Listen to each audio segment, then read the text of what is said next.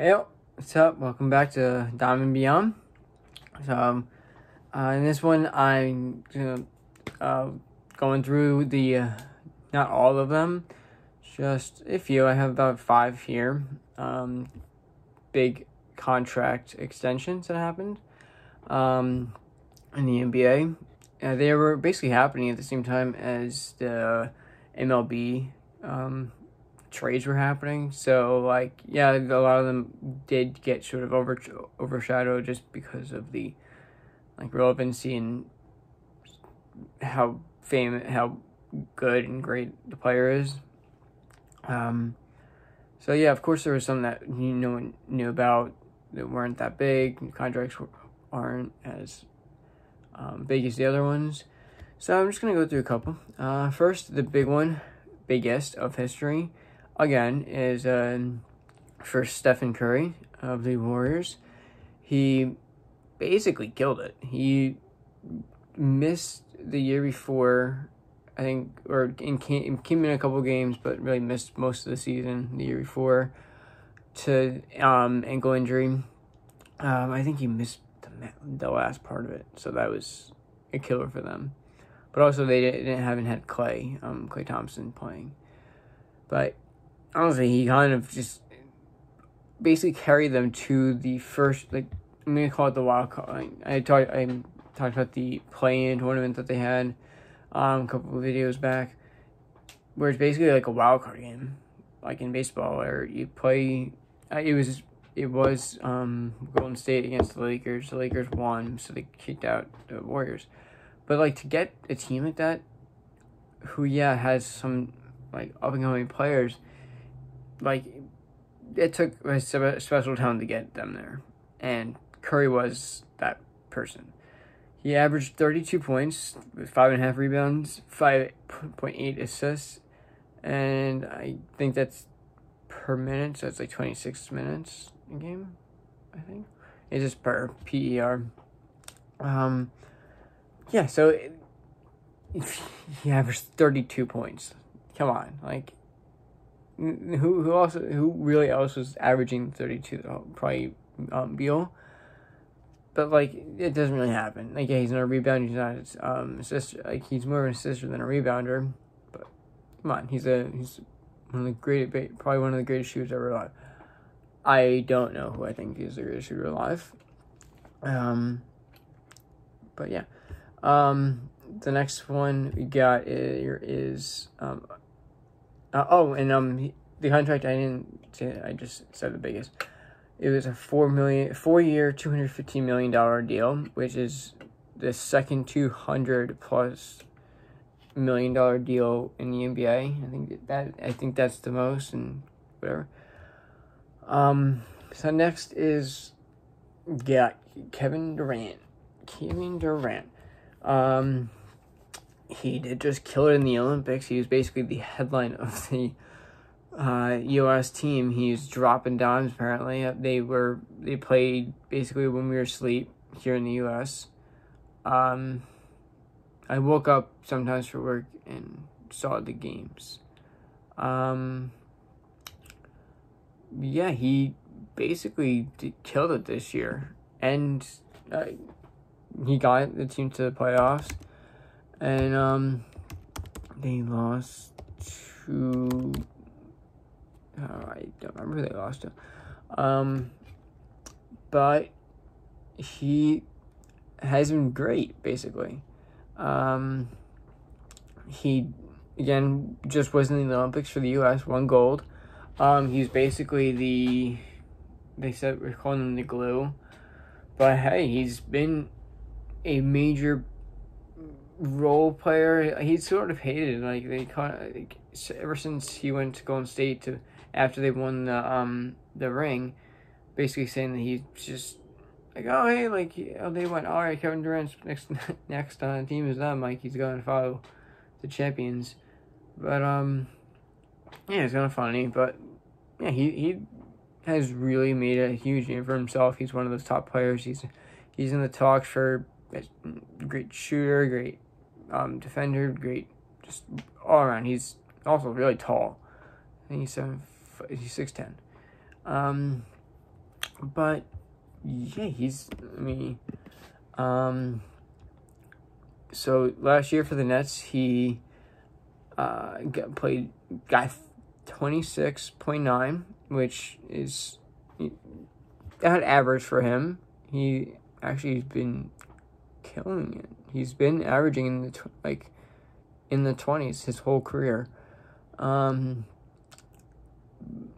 But he has 45% 3-point shooting, which is one of his highest. It's his second highest, and his rebounds are up. Makes sense. He's 6'10". Yeah, he's been definitely killing it. He deserved it, but I think honestly he got it because he just won the Olympics. But not kidding. Yeah, that was a big contract with 4 years, $194 million. Yeah, so much money.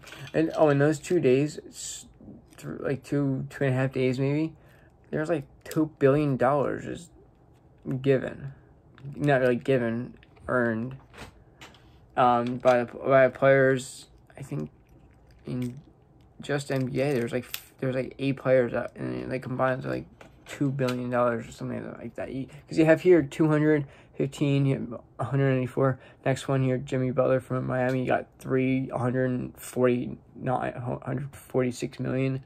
Like that's already like $500 million, and it's between 3 players. Like, I'm not doing the math, but get those numbers up pretty fast. Yeah, Jimmy Butler, he's been he came from Chicago, but yeah, he's been a major player now there. He's been there for a couple at the Heat for about 2 years. He went to the playoffs. He went to the final. They call it the. If you're watching before making this, the bubble series in Orlando, obviously what they're calling the Heat, the bubble fraud. One guy who I think got affected by that actually was Tyler Hero. I liked him then because yes, he was draining, he was drilling, he was playing the game. I think he did get Miami kind of got to him probably. I obviously don't know him, but I'm gonna say that a little bit. Well, not a little bit. I'm gonna say that he just kind of